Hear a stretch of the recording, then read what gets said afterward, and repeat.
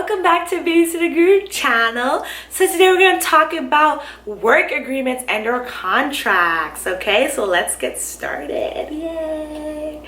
Alright guys, so let's firstly start on my opinion that I have to provide for you guys is I honestly think work agreements are totally optional. It depends on you or the family that you're working for. Okay, so work agreements and or contracts, whichever word you like to use or describe them as, are totally optional. I feel like, in my opinion, I do not have a work agreement and or contract between myself and my families that I babysit for. It's been like that for the past 4 years.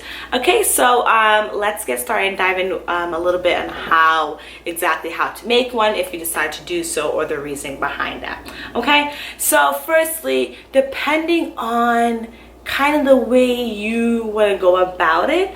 Some people, once they do get a babysitting gig or a nannying gig, what they'll do is they'll approach the family, or the family will approach them with, after they go through the whole screening process and stuff like that, that if they do get the position, they'll either provide a work agreement and or contract. Okay, so that's something that's written out where they'll explain like your responsibilities.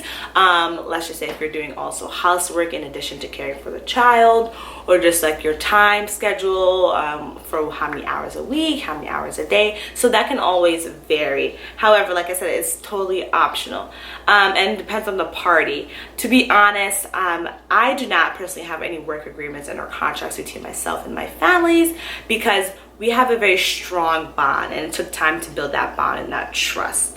Because so they're kind of like a second family to me, and we're very, very, very close with the children and the parents as well. So that's something we both didn't feel like we needed between the two parties.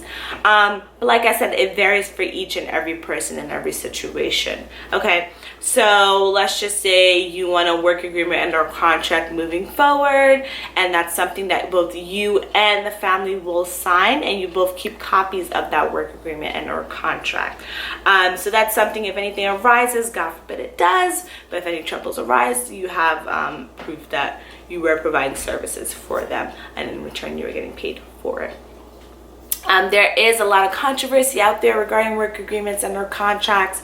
Like I said, it always depends on who prefers what and what people like and which party requests it in the end.